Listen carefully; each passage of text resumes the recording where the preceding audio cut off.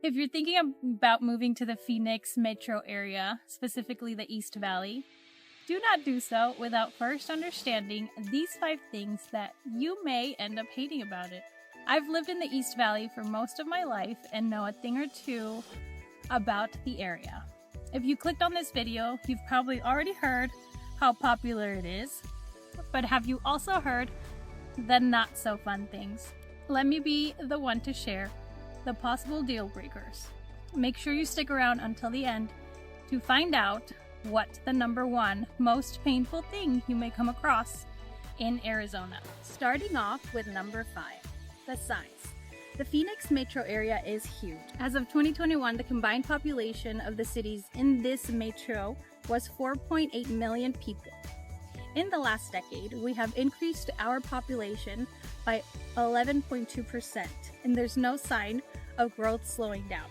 Construction and improvements are great, but the noise and detours can get a little annoying. And having a big city, for the most part, is a positive. For those who are local, this can start to seem like a giant influx of people. And many have voiced that they don't recognize their hometowns anymore, with so many changes. Likewise, for those that are relocating, the valley size can seem a little daunting or overwhelming. Number 4, you need a car to get around. The cities in the East Valley tend to grow out instead of up. Access to public transportation and the light rail in Mesa and Tempe are available, but for the most part, people are utilizing their own cars to get around. We simply have not been built for walkability. If you're going to live in the East Valley, it's ideal to have a car. This is most important if you're going to be commuting to a different city for work or school. Pay attention to the commute times when deciding on an area. Make sure you check the estimated time for traveling going to and from work, as travel tends to bottleneck near some areas. This is a pain point for those who live in the outskirts, as commute times can be in the range of 40 to an hour, depending on where in the valley you are headed. The larger cities in the Phoenix metro generally experience more of their fair share of congestion, especially during rush hours. So be prepared to plan your commute with an added 10 to 15 minutes if headed west during high traffic. Speaking of traffic, number 3. There's this fascinating phenomenon that occurs every fall. Our snowbirds arrive. Arizona has been a hot spot for retirees for quite some time because of our mild winters and lack of humidity. We are an attractive second home to many, but here's the thing.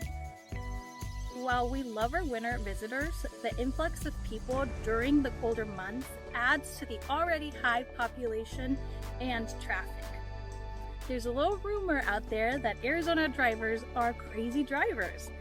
I'd say check the license plate because many are just visiting. Be prepared for longer wait times and leisurely drivers during the winter months. In case you didn't know, Phoenix is smack dab in the middle of a desert, and deserts get hot.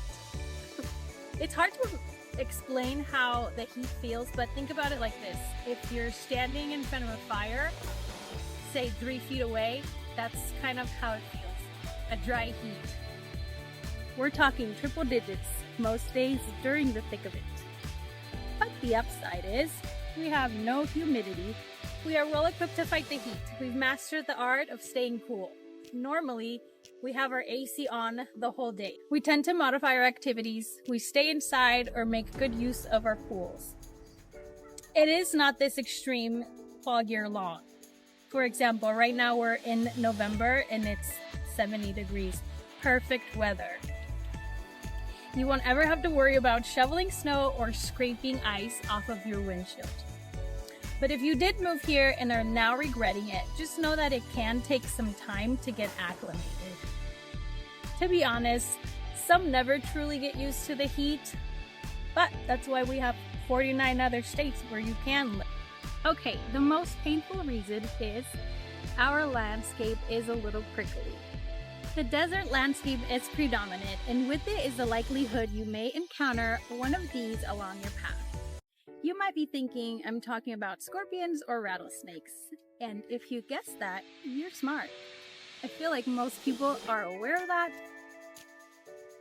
Do watch out if you do encounter a scorpion or a rattlesnake, and if you do get bitten by one of these, please head to the emergency room as rattlesnakes are poisonous. I bring this up because I have seen way too many people be surprised by the results of getting too close to this cactus. If you're a hiker, runner, or biker, pay attention. Getting too close to one of these could be painful. They're called the cholla cactus, or nicknamed the jumping cactus. These little suckers have a tendency to cling on to anything that gets too close. And on windy days, I feel like they can fly. If you are attacked by one of these, the natural reaction might be to pull it away with your hand, but this also is a bad idea. If you see one of these cactus while exploring the desert, the best thing to do is pause, look around for a better path, or slowly walk away. So now that you know these 5 things you may not like about living in the valley, you may be wondering if there's any redeeming qualities about this area. And yes, there are tons of reasons it is so popular. Most people that live in the East Valley love this part of the Phoenix Metro. So tune into this next video where I'll walk you through the top 10 reasons why I enjoy living in the East Valley. I'll let you in on what makes this area such a hotspot for not only people, but also businesses moving here from other states. If you want to get a little bit more familiar with each city, we have a dedicated page explaining the pros and cons of each city in the East Valley. Link will be in my bio. Feel free to drop me a comment, send me an email, or give me a call. I'm happy to give you the local insight when it comes to these cities.